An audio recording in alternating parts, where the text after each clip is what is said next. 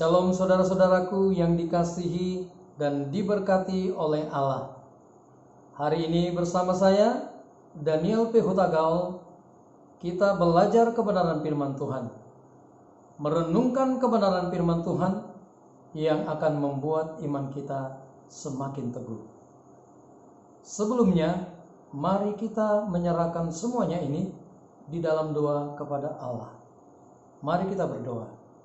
Bapa Allah yang kami sembah di dalam Kristus Yesus Tuhan, hari ini bekerjalah di dalam hati, di dalam hidup setiap kami. Berbicaralah kepada setiap kami lewat kebenaran firman yang sebentar kami renungkan. Berikan pengertian dan pemahaman yang benar supaya kami hidup benar di hadapan-Mu. Tolong hamba-Mu, urapi hamba-Mu.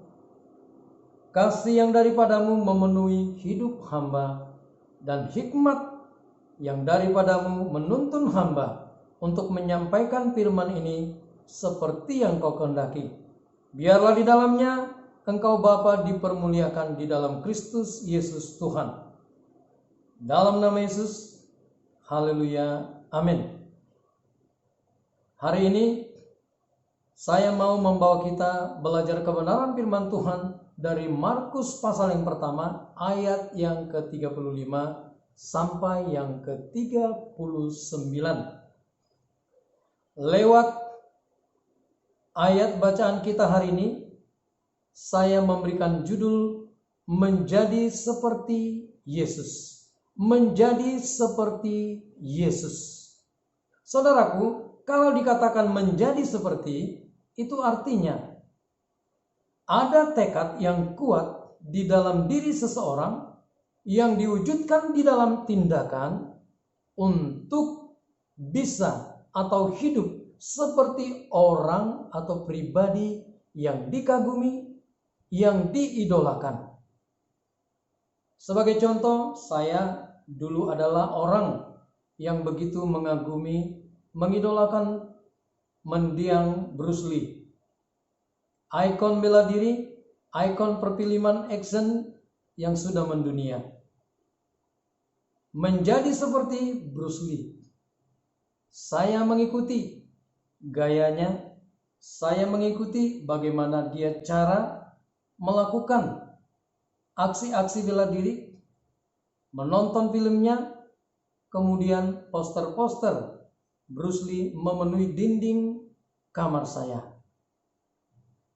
Saya ingin seperti dia. Saya latihan, saya melakukan supaya saya bisa seperti Bruce Lee. Saudaraku, ini yang dikatakan menjadi. Ada tekad yang diwujudkan dalam tindakan, melakukan, mengikuti apa yang diidolakan, pribadi yang diidolakan. Itu dulu saudaraku. Sekarang saya mengikuti Yesus Kristus. Saya tinggalkan yang lama. Setelah saya diselamatkan di dalam Kristus, saya mengikuti Yesus, menjadi seperti Yesus. Itu artinya saudaraku, kalau setiap kita menjadi seperti Kristus, menjadi seperti Yesus, maka kita memiliki tekad kerinduan yang diwujudkan di dalam tindakan. Apa yang dikatakan, apa yang diajarkan, apa yang dilakukan oleh Yesus, demikianlah itu yang menjadi hal yang kita lakukan di dalam kehidupan kita sehari-hari. Itu yang dikatakan menjadi seperti Yesus. Kalau kita merenungkan apa arti Kristen, pengikut Kristus, harusnya kita sadar, harusnya kita punya tekad, aku mau menjadi seperti Yesus Kristus. Mengikut Kristus, hidup seperti Kristus, itu yang dikatakan menjadi seperti Yesus. Kebenaran firman Tuhan mengajarkan kepada kita, hal yang pertama, orang-orang yang mau menjadi seperti Kristus, orang-orang Kristen pengikut Kristus harus mengikuti apa yang Yesus sudah tunjukkan lewat kebenaran firman Tuhan ini. Yang pertama saudaraku, saya bacakan bagi kita. Pagi-pagi benar, waktu hari masih gelap, ia bangun dan pergi keluar. Ia pergi ke tempat yang sunyi dan berdoa di sana.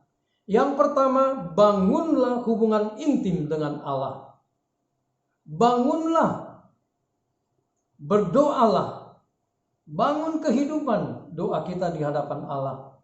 Sebelum kita melakukan segala sesuatu, sebelum kita melakukan pelayanan, sebelum Yesus pergi memberitakan Injil, dia terlebih dahulu datang dan bersekutu dengan Allah Bapa. Dia menaikkan doa-doa. Saudaraku, ini yang menjadi hal yang utama. Ini yang menjadi sumber kekuatan bagi kita. Kalau kita ingin bertumbuh di dalam kehidupan rohani kita, pastikan jadikan hubungan pribadi dengan Allah yang intim, itu yang menjadi fokus hidup kita. Itu yang mendasari kehidupan kekristenan kita. Karena apa, saudaraku? Firman Tuhan berkata, Paulus menanam, Apolos menyiram, tetapi Allah lah yang memberikan pertumbuhan.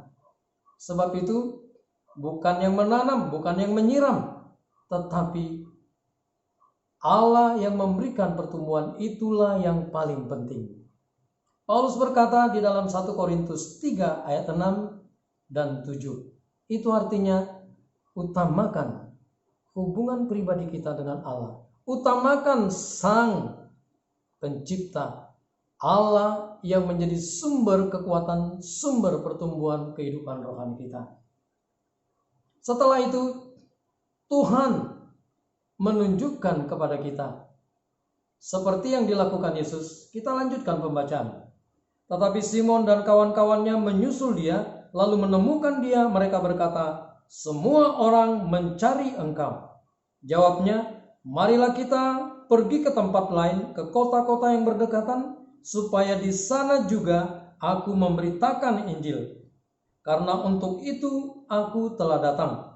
Lalu pergilah ia ke seluruh Galilea dan memberitakan Injil dalam rumah-rumah ibadat mereka dan mengusir setan-setan. Saudaraku, yang kedua, beritakan Injil. Injil menjadi sebuah pemberitaan yang berkuasa ketika itu didasarkan kepada hubungan pribadi. Saudaraku, kalau kita tidak memiliki hubungan pribadi, kita sama seperti mobil mewah tanpa bahan bakar. Mahal, dipajang, cantik, mewah, tetapi tidak bisa melakukan fungsinya. Itu juga sama dengan kita. Kita melayani, kita memberitakan Injil, haruslah didasarkan hubungan pribadi dengan Allah. Supaya apa? Supaya ada kekuatan, ada kuasa, ada hikmat, ada segala sesuatu yang kita terima daripada Allah yang memampukan kita menyampaikan berita keselamatan, sehingga Roh Kudus akan menjamah orang-orang dan membuat mereka membuka diri menerima Yesus sebagai Tuhan dan Juru Selamat pribadi mereka. Inilah yang harus kita lakukan. Kalau Yesus sudah memberikan contoh, maka kalau kita berkata kita adalah orang Kristen, pengikut Kristus, lakukanlah apa yang sudah dicontohkan, diteladankan Kristus bagi kita. Demikian firman Tuhan. Biarlah ini menguatkan dan memberikan kepastian bahwa kita bertumbuh di dalam kebenaran dan kasih-Nya. Kita berdoa. Bapa, terima kasih atas kebenaran firman-Mu. Biarlah ini menjadi firman yang bekerja, dan ini kami praktekkan di dalam kehidupan kami sehari-hari. Tolong kami Allah Roh Kudus, supaya kami bisa melakukannya, dan kami menjadi orang-orang yang diberkati dan menjadi berkat bagi sebanyak mungkin orang. Dan lewat hidup kami ada jiwa-jiwa yang dimenangkan bagi Kristus. Terima kasih Bapa, dalam nama Yesus. Haleluya. Amin. Demikian saudaraku, sampai di sini pembelajaran kita. Biarlah di hari-hari yang akan datang kita semakin kuat, semakin setia mendengarkan kebenaran firman Tuhan. Shalom, Tuhan Yesus memberkati kita semua.